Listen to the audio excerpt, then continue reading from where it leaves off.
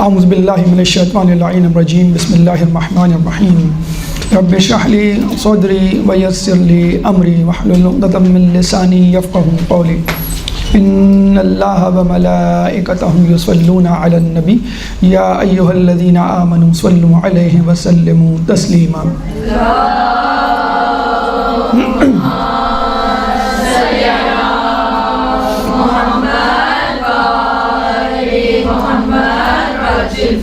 پچھلے درس میں ہم نے حسد اور اس کی علامات کے حوالے سے آپ کے سامنے گفتگو رکھی، اور اب حسد کے اثرات یعنی نتائج جو ایک حاسد کو بھگتنے ہوتے ہیں اس حوالے سے کچھ گفتگو کریں گے۔ حسد کی آگ نہ صرف نیکیوں کو کھا جاتی ہے بلکہ انسان کو عرش سے فرش پر پھینک دیتی ہے، انسان کو مومن سے منافق اور مسلمان سے کافر بنا دیتی ہے، بلکہ جیسے کہ پہلے بیان کیا گیا کہ شیطان کو شیطان بنانے والی چیز حسد۔ تو اس حوالے سے مولا فرماتے ہیں کہ جو حسد کا دل دادہ ہوتا ہے مصیبت اس کی دل دادہ ہوتی ہے، یعنی جو حسد کو پسند کرتا ہے مصیبت اس کو پسند کرتی ہے، جو حسد کی طرف پیش رفت کرے گا مصیبت اس کی طرف پیش رفت کرے گی، جو حسد کی طرف جائے گا مصیبت اس کی طرف آئے گی۔ جس طرح وہ اٹریکٹ ہوتا ہے حسد سے اس طرح مصیبت اس کو اٹریکٹ کرے گی، وہ تیار ہو جائے، یعنی اگر حسد کرنے کے لیے وہ تیار ہے تو وہ مصیبت کے لیے بھی تیار ہو جائے، حسد کو خوش آمدید کہنے کے لیے تیار ہے تو اس کے لیے بھی تیار ہو کہ مصیبت اس کو خوش آمدید کہے۔ پھر دوسری حدیث، میں نے حاسد سے بڑھ کر کوئی ایسا ظالم نہیں دیکھا جو مظلوم سے مشابہ ہو۔ یہ حقیقت ہے کہ حاسد ظالم تو ہوتا ہے۔ اچھا ہم یہ بتا دیں آپ کی قلم کی رفتار کو دیکھتے ہوئے، یہ پرنٹ آؤٹ کے فارم میں تو نہیں، واٹس ایپ میسیج کے فارم میں PDF فائل کے فارم میں آپ کو پہنچ جائے گا واٹس ایپ پہ، اگر آپ چاہیں تو لکھ لیں، ورنہ انشاءاللہ جو گفتگو ہو رہی ہے وہ آپ تک میسیج کی فارم میں PDF فائل کی فارم میں پہنچ جائے گی۔ ایک درود پڑھ دیں محمد والے محمد۔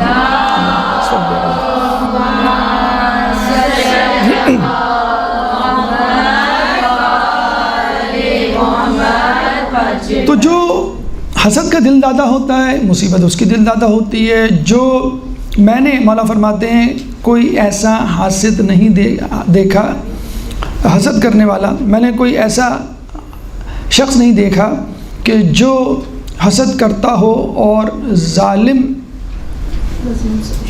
ہونے کے باوجود مظلوم سے مشابہ ہو۔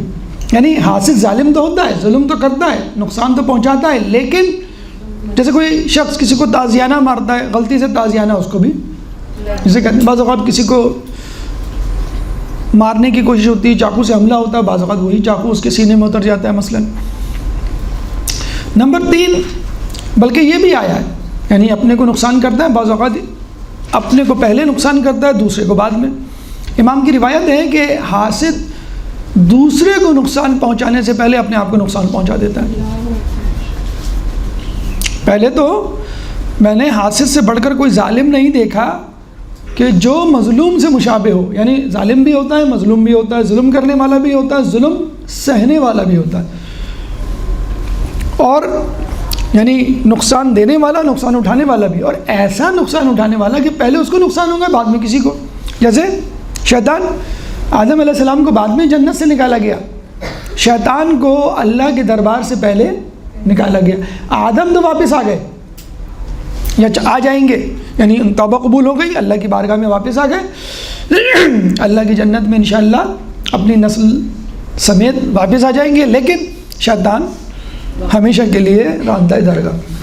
پھر چوتھی حدیث کے بخیل کو سکون نہیں اور حاسد کو لذت نہیں۔ دیکھیں بخیل کو سکون کیوں نہیں؟ کیونکہ وہ خرچ ہی نہیں کرتا، دال روٹی کھاتا ہے، پھٹے پرانے کپڑے پہنتا ہے، جھوپڑی میں رہتا ہے، اگر خرچ کرے تو کچھ سکون مل جائے۔ لیکن حاسد تو بیچارہ سب کچھ کر رہا ہے، اچھی طرح رہ رہا ہے، بس ایک حسد ہے مثلا اچھا لباس پہنا ہوا ہے، کسی کو دیکھتا ہے وہ کہتا ہے نہیں یہ لباس زیادہ اچھا ہے مجھ سے، موبائل ہے، وہ کہتا نہیں دوسرے کا موبائل زیادہ اچھا ہے، دوسرے کی گاڑی مجھ سے اچھی، دوسرے کا مکان مجھ سے اچھا، دوسرے کی اولاد مجھ سے اچھی مثلا.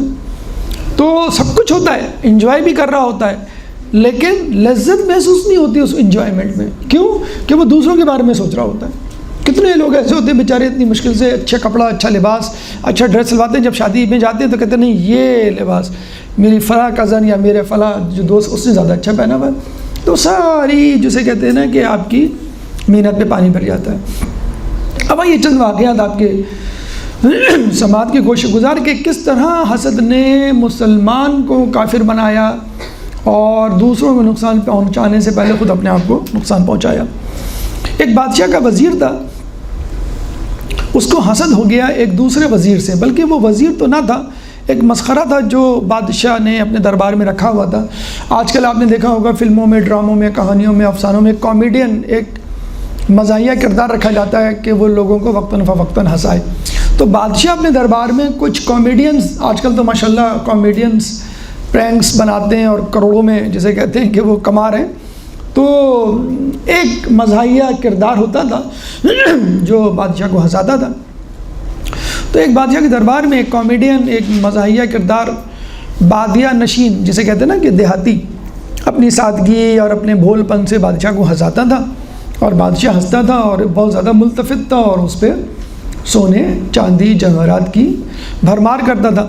اب جو وزیر تھا وہ بڑا پریشان تھا کہ بھی میں انٹلیکچوئل ہوں، میں باقاعدہ علم حاصل کیا ہوا، تعلیم یافتہ، مشورے دیتا ہوں، سنجیدگی سے بادشاہ کو حکومت کے امور چلانے کی جسے کہتے ہیں کہ پند و نصائی کرتا ہوں، اور یہ ایک بدو، ایک دیہاتی بدو اپنی مزے کا خیز حرکتوں سے، باتوں سے بادشاہ کو ہنساتا ہے اور جسے کہتے ہیں کہ ہماری عزت توقیر اور انعام و کرام میں کمی ہو رہی ہے، اس کی عزت توقیر انعام و کرام میں اضافہ ہو رہا ہے. تو اس نے سوچا میں اس کو کس طرح جو ہوں وہ بادشاہ سے متنفر کروں. اس نے اس دیہاتی کی اپنے گھر میں دعوت کی اور اس کو کھانا کھلایا. اس کھانے میں لہسن جسے کہتے ہیں نا، لہسن زیادہ ڈالا، گارلک، اس کی آپ کو معلوم ہے ایک مخصوص بو ہوتی ہے. جب وہ کھا چکا تو اس سے پوچھا کہ تم کہاں جا رہے ہو؟ اس نے کہا بادشاہ کے پاس. اس نے کہا او تم پہلے بتاتے، میں لہسن والا کھانا نہیں کھلاتا. اس نے کہا کیوں؟ کہیں گے اس لیے بادشاہ کو لہسن سخت ناپسند ہے، اور اگر اس نے تمہارے منہ سے لہسن کی بو سونگھ لی تو چھوڑے گا نہیں تمہیں زندہ. چنانچہ اگر وہ تم کو اپنے پاس بلائے اور کچھ گفتگو کرے تو اپنے منہ پہ ہاتھ رکھ لینا تاکہ لہسن کی بو اس تک نہ پہنچے. ایک رات پہلے، یہ پری پلان تھا سارا، ایک رات پہلے اس وزیر نے بادشاہ کو یہ کہہ دیا تھا کہ جس مسخرے کو، جس دیہاتی کو آپ نے سر چڑھایا ہوا ہے وہ آپ کے بارے میں باتیں بناتا ہے، آپ کا مذاق اڑاتا ہے. اس نے تو یہ تک مشہور کر رکھا ہے کہ بادشاہ جب مجھے اپنے پاس بلاتا ہے کوئی بات کرنے کے لیے تو اس کے منہ سے شدید بو آتی ہے، بڑی مشکل سے میں اس بو سے بچ پاتا ہوں.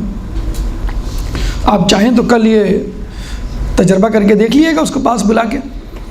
اب یہ بادشاہ نے اس کو بلایا اور کچھ دیر کے بعد اس کو اپنے پاس بلایا کچھ بات کرنے کے لیے. اب یہ ڈرتا گیا کہ میں نے تو لہسن کھایا ہوا ہے اور یہ بادشاہ جو ہے مجھے قریب بلا کے بات کرے گا. جیسی بادشاہ نے قریب آ کے بات کی، اس نے فوراً اپنے منہ پہ ہاتھ رکھ لیا. اب بادشاہ سمجھ گیا کہ وزیر نے صحیح کہا تھا کہ بادشاہ کے منہ سے بدبو آتی ہے، اور جب میں نے اس کو قریب بلایا تو اس نے منہ پہ ہاتھ رکھ لیا. اچھا وہ دیہاتی یہ سمجھ رہا تھا کہ اس کو لہسن کی بو پسند نہیں ہے اس لیے میں ہاتھ رکھ لوں. تو بادشاہ کو جب یہ یقین ہو گیا، بادشاہ معلوم ہے چھوٹی چھوٹی باتوں پر جو ہے وہ ناراض ہو جاتے ہیں، اس نے فوراً اپنے کاتب کو بلایا اور اس کا قتل لکھا، یعنی سزا کے طور پہ، اور جلاد کے پاس بھیجنے کی بجائے اپنے وزیر خزانہ کے پاس بھیج دیا کہ اس کو جلاد کے پاس لے جاؤ اور قتل کر دو. کیونکہ اس نے کہا کہ میں جلاد کے پاس بھیجوں گا تو وہ سمجھ جائے گا، تو پہلے ہی اس نے جو ہے وہاں بھیج دیا لکھ کے. جب یہ جانے لگا تو جو وزیر راستے میں بیٹھا ہوا تھا اس نے دیکھا یہ جلاد کی بجائے وزیر خزانہ کے پاس جا رہا ہے. تو اس کا مطلب یہ ہوا کہ بادشاہ نے سزا دینے کی بجائے اس کو کچھ انعام دینے کا فیصلہ کیا ہے. اور یہ بہت غصہ اور سٹ پٹایا، تو اس نے کہا کہ یہ تو ساری اسکیم فیل ہو گئی، کم از کم میں انعام تو لے لوں جو یہ لینے جا رہا ہے. تو اس نے دیہاتی کو راستے میں روک کے کہا تم کہاں جا رہے ہو؟ کہنا مجھے فلاں وزیر کے پاس بھیجا ہے بادشاہ نے. تو اس نے کہا ایسا کرو کہ یہ خط میں دے دوں گا تم کو، میں اس کو تم کیا کرو گے دے کر، اتنی دور جاؤ گے. کہنے کہ نہیں ہو سکتا وہ کچھ انعام دے، مجھے تو یہی لگ رہا ہے وزیر خزانہ کے پاس بھیجا ہے. کہنے میں تمہیں انعام دیتا ہوں. کتنا بادشاہ انعام دے دے گا؟ 1000، وہ 100 200 درہم. 1000 2000 تو نہیں دے گا. کہنے کہ نہیں اتنے تو نہیں دے گا. کہنے میں تمہیں 2000 دینار دیتا ہوں اور یہ لے لو، یہ خط مجھے دے دو. اس نے کہا یہ تو اچھا سودا ہے، یہ جسے کہتے ہیں کہ میں بیچ دوں. تو اس نے دے دیا اور وہ لے کے چلا گیا. دوسرے دن بادشاہ نے دربار بلایا تو پتہ چلا وزیر غائب اور وہ مسخرہ جو ہے موجود. اب وہ پریشان، تو مسخرے سے پوچھا کہ کل میں نے تم کو ایک خط دیا تھا، کہاں گیا؟ کہ رستے میں وہ فلاں وزیر ملا تھا اور وہ لے گیا. تو بادشاہ نے کہا قتل اللہ حسد بدا بسابحی، کہ اللہ تعالیٰ حسد کو قتل کر دے کہ جو ابتدا اپنے ہی آدمی سے کرتا ہے. یعنی قتل مصیبت کی ابتدا اپنے ہی آدمی سے جسے کہتے ہیں کرتا ہے. تو وہ تو بچ گیا جس کے لیے اس نے ساری پلان بنائی تھی، جسے کہتے ہیں نا کہ جو کنواں کھودتا ہے وہ خود اسی میں گرتا ہے. دوسری مثال ہمارے نویں امام محمد تقی علیہ السلام، اللہم صلی علی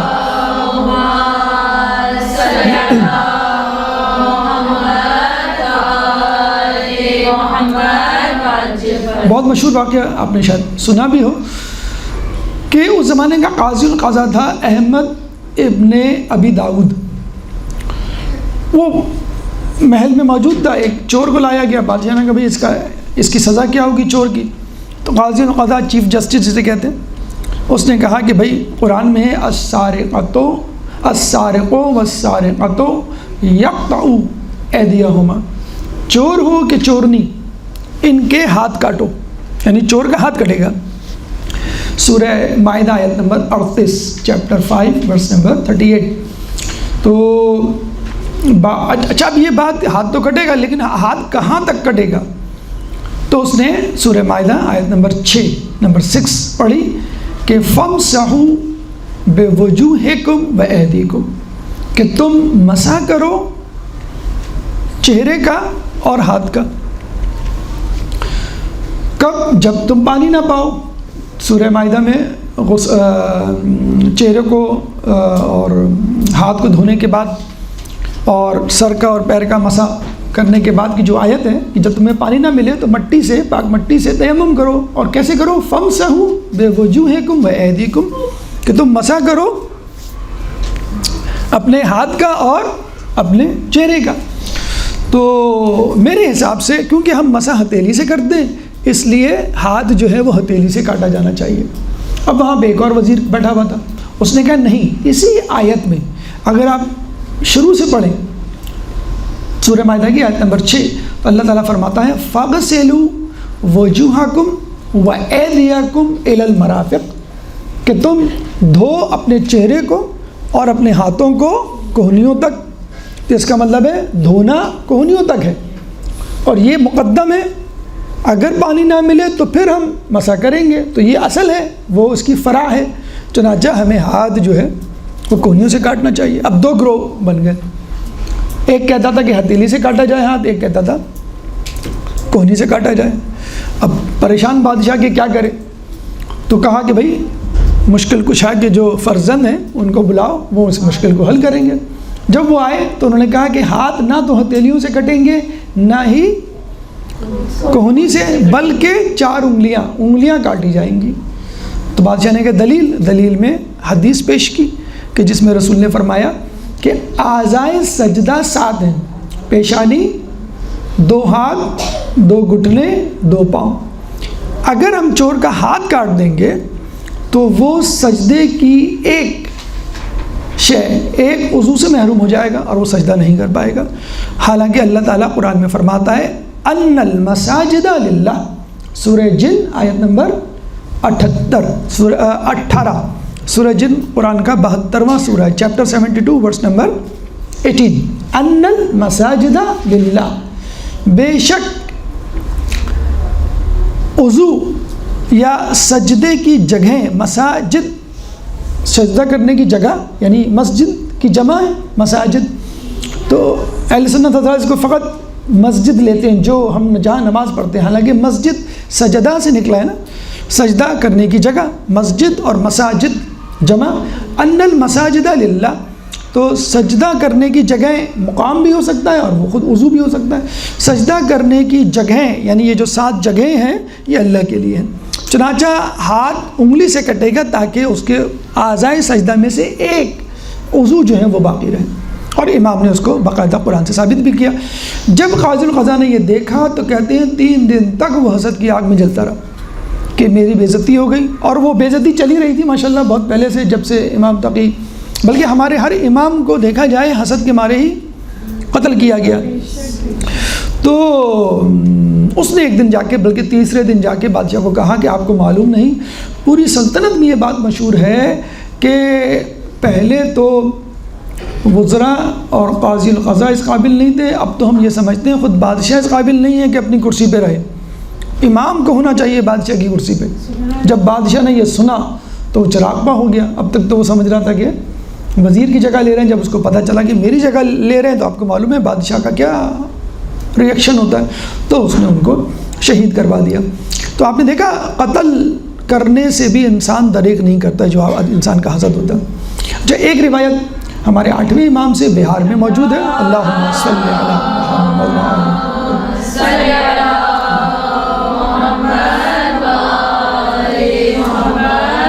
کہتے ہیں کہ جب آدم علیہ السلام کی افضلیت ثابت ہو گئی شیطان پر، شیطان ملائکہ سے بھی افضل، تو اس کا مطلب کیا ہوا؟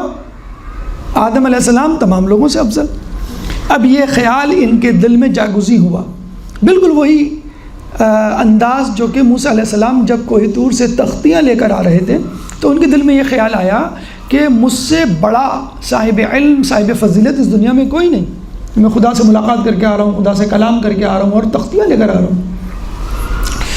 اللہ تعالیٰ نے کہا کہ موسیٰ ٹیک اے یو ٹرن لو اور واپس جاؤ فلاں جگہ اور فلاں سے علم حاصل کرو. کس سے؟ خضر علیہ السلام سے.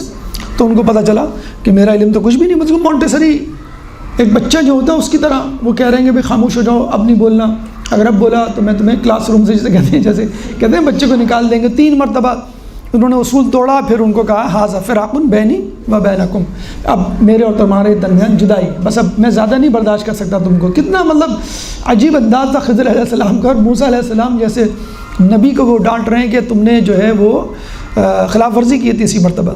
بہرحال آدم علیہ السلام کے دل میں بھی تھوڑا سا یہ خیال پیدا ہوا کہ مجھ سے بہتر کوئی نہیں، میں سب سے افضل. تو اسی وقت اللہ تعالیٰ نے کہا آدم اوپر دیکھو. تو عرش پہ جب آدم نے دیکھا تو لکھا ہوا تھا لا الہ الا اللہ محمد الرسول اللہ، علی ابن ابی طالب امیر المؤمنین و فاطمۃ سیدۃ النساء العالمین والحسن والحسین سید الشباب اہل جنہ من الخلق اجمعین. اللہم صلی علی محمد و آل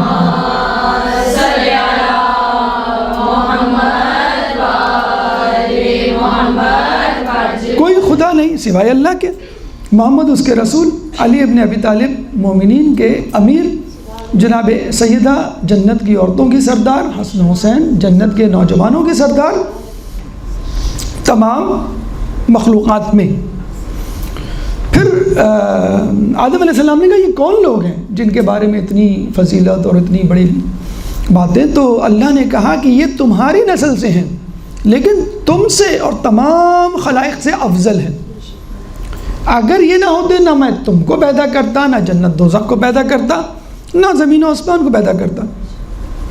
اور پھر ایک کوشش اسٹیٹمنٹ، ایک وارننگ نوٹس کہ دیکھو ان سے حسد نہیں کرنا، نہ ہی ان کا مقام حاصل کرنے کی جستجو کرنا. یعنی نہ حسد کرنا نہ رشک کرنا. رشک کیا ہے کہ اللہ مجھے بھی دے دے یہ چیز، اچھی گاڑی، اچھا لباس، اچھا مقام، اچھی پوزیشن، یہ ہے نا رشک، اور یہ جائز ہے.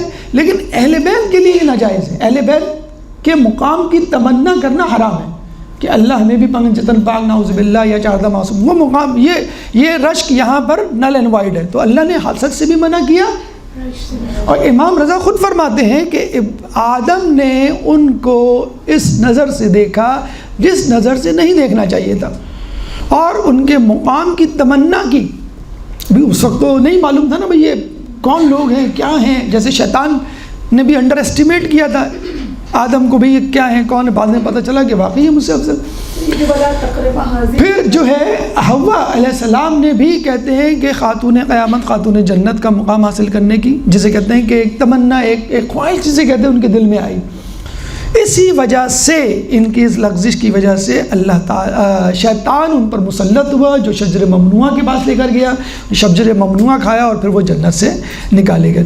ایک بات یہاں پہ ذہن میں رکھیے کہ حسد منع نہیں ہے جب تک پریکٹیکلی نہ ہو جائے۔ زائل ہونے کی تمنا پھر بھی نہیں کی تھی انہوں نے رشک کیا تھا کہ ہمیں بھی ایسا مقام مل جائے، یعنی شیئر کر لیں، جیسے سلمہ نے بھی کہا تھا نا کہ کیا میں بھی اس چادر میں شامل ہو جاؤں تو آ جاؤں، تو رسول نے کہا کہ نہیں، تم خیر پر ہو، تم بھلائی کے راستے پر ہو، لیکن تم اندر داخل نہیں ہو سکتی، ٹھیک ہے؟ اور لوگ ان کے ساتھ جائیں گے جنت میں، ان کے چاہنے والے تو ضرور ہیں، لیکن ان کا مقام نہیں، تو مقام کی تمنا بھی غلط ہے، حرام ہے۔ تو کہنے کا مقصد یہ ہے کہ آدم علیہ السلام نے جو تمنا کی کاش میں بھی ایسا ہو جاؤں، تو بھی اللہ کو، یہ ترک اولا کہلائے گا، جسے کہتے ہیں گناہ نہیں کہلائے گا، لغزش یا خطا نہیں کہلائے گا۔ شجر ممنوعہ تک جانا بھی ترک اولا تھا، تو وہ ترک اولا کا سبب کیا تھا؟ وہ تمنا۔ امام رضا بہار الانوار کی روایت کے مطابق وہ تمنا کہ کاش میں بھی یہ مقام، حالانکہ اللہ نے منع کیا تھا کہ ان سے حسد نہیں کرنا اور ان کے مقام کی تمنا بھی نہیں کرنا۔ پھر چوتھی جو حکایت ہمیں ملتی ہے قابیل کے حوالے سے، کسی نے امام سے آگے کہا کہ ہم نے سنا ہے کہ قابیل نے حابیل کو اس لیے قتل کیا کہ وہ دونوں کسی ایک لڑکی سے شادی کرنا چاہتے تھے، تو امام نے کہا نہیں، یہ وجہ نہیں تھی، بلکہ قابیل نے حابیل کو اس لیے قتل کیا کہ حابیل کو آدم علیہ السلام نے اپنا جانشین بنایا۔ اس نے کہا بھائی میں بڑا ہوں، قابیل نے مجھے بننا چاہیے۔ جب جھگڑا ہوا تو اللہ نے کہا کہ ان دونوں کو کہو کہ اپنی اپنی قربانیاں پیش کریں، تو دونوں نے اپنی اپنی قربانی، مثلا قابیل نے جو کہ کاشتکار تھا، خوشے گندم کے لیکن سڑے ہوئے، بیکار، خراب، وہ پیش کر دیے، اور حابیل نے نیکوکار تھا، اس نے ریوڑ تھا، اس کے پاس بھیڑ بکریاں چراتا تھا، تو بہترین بھیڑ جو ہے اس نے اللہ کی راہ میں پہاڑی کے اوپر رکھ دی، اور اوپر سے اس زمانے میں یہ طریقہ تھا، آگ بجلی آتی کڑکتی اور وہ قربانی کو جلا کے بھسم کر دیتی، اس کا مطلب ہے اللہ نے قبول کر لیا، جیسے ہم جانور ذبح کرتے۔ تو بجلی آئی اور اس نے حابیل کی بھیڑ کو جلا کے بھسم کر دیا، اور خوشہ ویسے ہی رہا۔ اب اس کے دل میں اور آگ بھڑکی، اور شیطان نے وسوسہ ڈالا۔ کیا ڈالا؟ کہ اصل میں آگ نے تمہاری قربانی کو، اللہ نے نہیں، آگ نے تمہاری قربانی کو اس لیے جلا کے بھسم نہیں کیا کہ تم اس کی تعظیم نہیں کرتے، آج سے تم آگ کی پرستش کرو، تو آگ تم سے خوش ہوگی اور پھر تمہاری قربانی کو قبول کر لیا جائے گا، یعنی خدا کو بیچ میں سے ہٹا دیا۔ تو قابیل نے حسد کیا، جو بعد میں شرک پہ جا کے، پہلی مرتبہ شرک کرنے والا قابیل تھا، پہلا قتل قابیل نے کیا۔ اور یہ کہا جاتا ہے کہ اب تک جتنے بھی قتل روئے زمین پر ہوئے، بلکہ قیامت تک ہوں گے، ان قتل کا چوتھائی حصہ قابیل کے کھاتے میں لکھا جاتا ہے، عذاب بھی اور وہ گناہ بھی، کیونکہ اس کو بنیاد ڈالنے والا، اس کو رائج کرنے والا قابیل تھا۔ بلکہ موسیقی کے حوالے سے بھی ہم کہہ سکتے ہیں، اس کا بھی زیادہ تر یا کچھ حصہ قابیل اور شیطان کے، کہ آدم علیہ السلام کی وفات پر جو فرسٹ میوزیکل کنسرٹ ہوا تھا، وہ آدم علیہ السلام کے مکان کی چھت پر قابیل اور شیطان نے مل کر، جسے کہتے ہیں کہ اس کو آرگنائز کیا تھا۔ تو آپ نے دیکھا کہ شیطان کس طرح بہکاتا ہے، انسان کس طرح حسد کرتا ہے، مومن سے قاتل بن جاتا ہے، یا مومن سے جو ہے وہ مشرک بن جاتا ہے۔ بہترین طریقہ انشاءاللہ تفصیل جب ہم اس کے علاج کی طرف آئیں گے تو آپ کے سامنے رکھی جائے گی۔ بہترین اصول حسد سے بچنے کا یہ ہے، وَلَا تَتَمَنَّوْا، کہ وہ تمنا نہ کرو، کس کی؟ کہ جو ما فضل اللہ، اللہ تعالیٰ نے بہا، اپنی طرف سے دی ہے، بعضکم علی بعض، تم لوگوں کو کچھ لوگوں کی بنسبت، یعنی اللہ نے کسی کو طاقتور بنایا ہے، کسی کو دولت مند بنایا ہے، کسی کو علم والا بنایا ہے، کسی کو سادات گھرانے میں پیدا کیا، کسی کو اہل بیت گھرانے میں پیدا کیا، کسی کو بہتر سہولیات سے آراستہ کیا۔ اب آپ کہیں کاش میں اس خاندان میں ہوتا، کاش میں اس جیسا ہوتا، کاش میرے والدین اس جیسے ہوتے، کاش میرے دوست اقارب، ہم تمنا کرتے نا، تو اللہ نے جو کر دیا ولا تتمنوا، تم اس فضیلت کی تمنا نہ کرو۔ ہاں جیسے نیکوکار بن جاؤں ایک پاسبل چیز ہے، آپ نیکوکار بن سکتے ہیں، آپ جو ہیں کہیں کہ بھئی میں صحت مند بن جاؤں، ٹھیک ہے آپ صحت کے اصولوں پہ عمل کریں، لیکن کچھ چیزیں ایسی جو نہیں ہو سکتی۔ غیر سادات سے حسد کریں گے، بھئی اللہ تعالیٰ نے ہمیں کیوں نہیں سادات پیدا کیا، یا اللہ ہمیں، اب تو ممکن نہیں ہے، آپ کی پیدائش، آپ کی موت، یا آپ جتنی کوشش کر لیں کچھ رزق لکھا ہوا ہوتا ہے، وہ لکھا ہوا ہوتا ہے، تو آپ کہیں گے نہیں اللہ نے جو ہے وہ رزق جو ہے وہ تقسیم کرنے میں غلطی کی۔ تو اللہ نے جب دے دیا فضل تو دے دیا، اسی لیے ہم دیکھتے ہیں کہ اگر ہم، یہ تو عمومی اثرات تھے، اگر ہم خصوصی اثرات یا روحانی اثرات کے حوالے سے بات کریں تو اہل کتاب ہوں، اہل یہود ہوں، مشرکین ہوں، منافق ہوں، انہوں نے بھی اپنے اپنے انداز سے مسلمانوں پر حسد کیا ہے۔ مثلا اہل کتاب کیا دعا کرتے تھے، کیا تمنا رکھتے تھے کہ اللہ تعالیٰ مسلمانوں کو دوبارہ الٹے پاؤں بت پرستی کی طرف دھکیل دے، خود چلے جائیں گے، تاکہ جو مسلمان ہونے کے بعد برکتیں، نعمتیں، مال غنیمت، فتوحات، جو عزت و مقام ان کو حاصل ہو رہا ہے بتدریج، وہ کس طرح ان کے ہاتھوں سے چلا جائے۔ اہل یہود، آپ کو معلوم ہے یہودی یہ سمجھتے تھے کہ آخری نبی ہماری نسل سے ہوگا اور ہم اللہ کی چہیتی قوم ہیں، فیوریٹ قوم ہے، اور ہم سے بہتر کوئی نہیں، عیسائی بھی نہیں، حالانکہ عیسائیوں کو کہنا چاہیے تھا کیونکہ وہ آخری، یہودیوں کے بعد آخری تھے، اب جو ہے رسول اللہ آ گئے۔ تو عیسائیوں نے بھی کہا کہ یہ واپس پلٹ جائیں، یہودیوں نے کہا کہ ان کو وہ فضیلت کیسے حاصل ہو گئی جو ہم کو حاصل تھی، تو وہ حسد کرنے لگے۔ پھر منافق، کہا حدیث میں آیا ہے کہ مومن رشک کرتا ہے، حسد نہیں کرتا، اور منافق حسد کرتا ہے، رشک نہیں کرتا، یہ فرق ہے جسے کہتے ہیں کہ دونوں میں۔ پھر مومن کے لیے کہا گیا ہے کہ مومن، یہ تو بات ہو گئی عیسائیوں کی، یہودیوں کی، منافقت کرنے والوں کی، کہ جب وہ حسد کرتے ہیں تو دراصل وہ ڈھٹائی کا مظاہرہ کرتے ہیں اور وہ نہیں چاہتے اپنی سابقہ حالت چھوڑنا، یعنی اہل کتاب مسلمان نہیں ہونا چاہتے، اہل یہود رہنا چاہتے ہیں، منافق رہنا چاہتے ہیں، لیکن مسلمان جب بیچارہ حسد کرتا ہے تو وہ بھی بڑا نقصان میں ہوتا ہے۔ کیسے؟ امام فرماتے ہیں کہ حسد نیکیوں کو، ایمان کو ایسے کھا جاتا ہے کہ جیسے آگ سوکھی لکڑیوں کو، تو بیچارہ وہ جو کچھ کر رہا ہوتا ہے وہ اس کی نظر ہوتا رہتا ہے، کس کی؟ آگ کی نظر ہوتا ہے، اور خود جو محسود ہے وہ بھی نقصان اٹھا سکتا ہے بعض اوقات جو سازش کی جاتی ہے۔ مولا فرماتے ہیں نا کہ محنت اتنی کرو کہ تمہیں ہرانے کے لیے سازشیں کرنی پڑی، یعنی اہل بیت کے خلاف سازشیں کرنی پڑی نا، تب کہیں جا کے ان کو پیچھے ہٹایا گیا۔ علم سے، ثقافت سے، اخلاق سے، عبادت سے تو نہیں جیت سکا، کوئی نہیں جیت سکا، سازش کر کے کسی طرح مینیپولیٹ کر کے لوگوں کو خرید کے ان کے آس پاس کے لوگوں کو ان کو پیچھے دھکیلا گیا۔ تو غیر مسلم اپنی جسے کہتے ہیں کہ منافقت میں یا اپنی بے رہروی میں، گمراہی میں آگے بڑھتے چلے جاتے ہیں حسد میں، اور جو ایماندار ہوتا ہے، ایمان والا ہوتا ہے، نیکوکار ہوتا ہے، وہ بیچارہ اپنی نیکیوں سے ہاتھ دھو بیٹھتا ہے۔ چلیں یہ تو بات نیکوکاروں کی اور بدکاروں کی، مسلمانوں کی، غیر مسلموں کی، آپ یہ کہہ سکتے ہیں بھئی نہیں انشاءاللہ ہمارے ساتھ تو یہ معاملہ نہیں، ہم تو بہت نیکوکار ہیں۔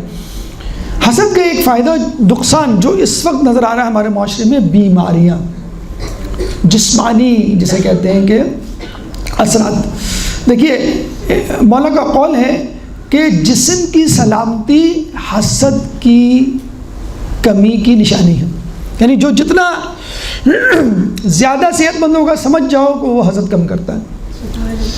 جسم کی سلامتی حسد کی کمی کی سبب ہے، کمی کی وجہ سے، کمی کا نتیجہ ہے۔ میں حیران ہوں، مولا ایک اور جگہ فرماتے ہیں، میں حیران ہوں حاسد پہ کہ وہ اپنی صحت کی طرف سے غافل ہے، اس کو پتہ ہی نہیں ہے اس کو حسد کس طرح اندر اندر سے گھلا رہا ہے۔ ایک اور روایت میں ہے کہ حسد انسان کو اندر سے پگھلا دیتا ہے، دیمک کی طرح جسے کہتے ہیں نا، چاٹ دیتا ہے۔ ایک اور روایت میں ہے کہ حسد انسان کا رنگ بگاڑ دیتا ہے، چہرے پہ پھٹکار برستی ہے، انسان کہتا ہے کہ اس کو کیا ہو گیا، پریشان ہے، اداس ہے، غمزدہ ہے۔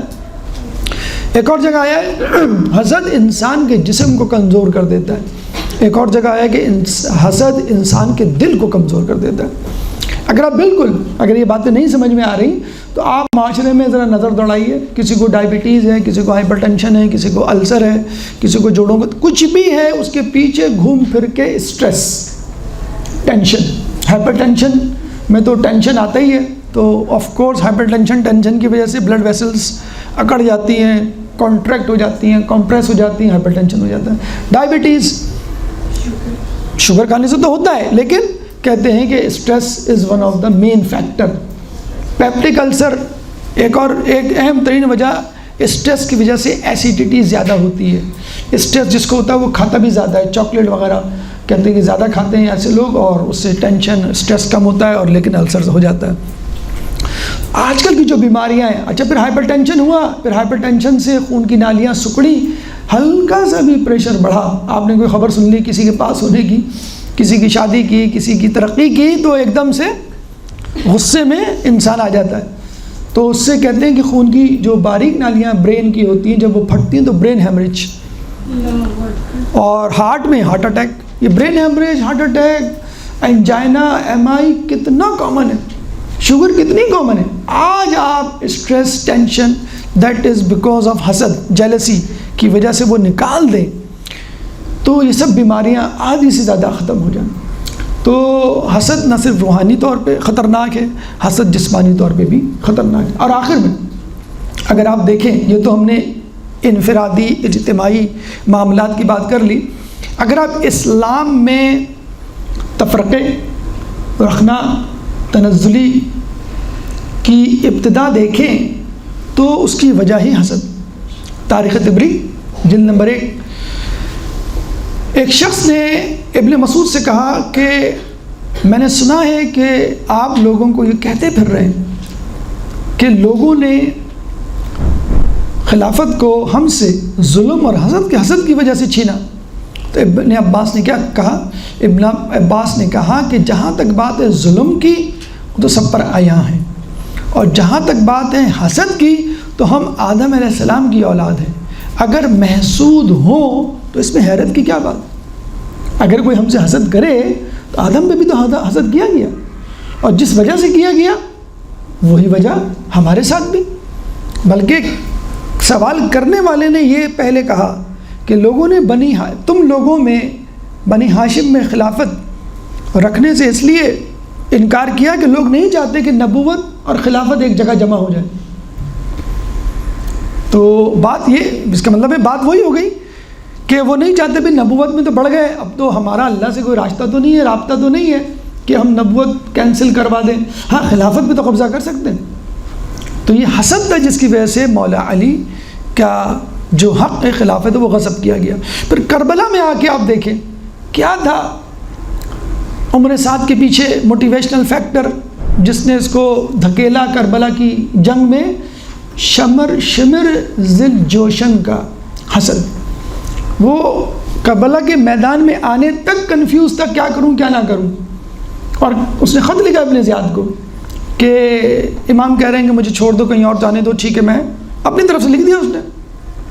تو شمر کھڑا ہوا تھا ابن زیاد کے پاس، تو اس نے کہا کہ مجھے لگتا ہے یہ ڈر گیا ہے، آپ مجھے بھیجیں، میں دیکھتا ہوں امام کیسے جاتے ہیں وہاں سے۔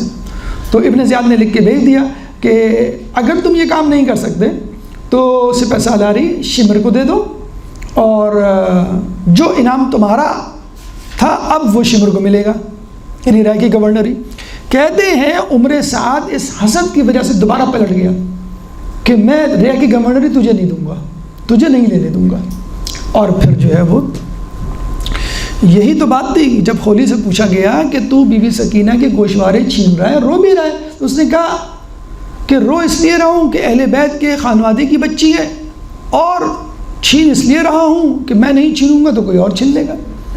یعنی گوشوارے پہ حسد، رہ کی گورنری پہ تو حسد تھا، گوشوارے پہ حسد۔ عمر سعد سے اتنی مرتبہ مذاکرات ہوئے امام کے، نہیں مانا۔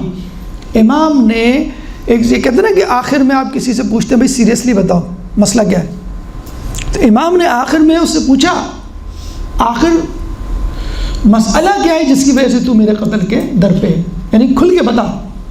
تو عمر سعد نے کیا کہا تھا؟ لے بغض لے ابک، اس بغض، اس حسد کی وجہ سے جو تیرے باپ کا میرے دل میں ہے۔ تو یہ بغض علی تھا جس نے خلافت علی کو علی سے دور رکھا، یہ بغض علی تھا کہ جو کربلا میں امام حسین کے سامنے آیا اور ان کو قتل کرنے پر جسے کہتے ہیں کہ شقی بنا اور ان کو شہادت کے مرتبے پہ رائز کیا۔ اللہ تعالیٰ سے دعا ہے کہ جو کچھ پڑھا سنا اس پہ عمل کرنے کی توفیق عطا فرما۔ اللہ تعالیٰ سے دعا ہے کہ ہم سب کو حسد کی بیماری سے دور رہنے کی توفیق عطا فرما۔ اللہ تعالیٰ سے دعا ہے کہ جو پریشان حال ہیں ان کی پریشانی کو دور فرما، جو بے روزگار ہیں ان کو رزق حلال عطا فرما، جو بے روزگار ہیں ان کو رزق حلال عطا فرما، جو رزق حلال کما رہے ہیں ان کے رزق حلال میں برکت عطا فرما، جو مقروض ہیں ان کے قرضوں کو عطا فرما، جو زندان میں ان کو رہائی عطا فرما، جو گمنام گمشدہ ہیں ان کو ان کے پیاروں سے ملا، جو سفر میں ان کو منزل عطا فرما، کرونا جیسے متعدی بیماری سے ہم سب کو محفوظ فرما، امام کے ظہور میں تعجیل فرما، ہمیں ان کے انصار و اعوان میں شامل فرما۔ ربنا تقبل منا انك انت السميع العليم وتب علينا انك انت التواب الرحيم برحمتك يا ارحم الراحمين۔ اللهم صل على محمد وآل محمد۔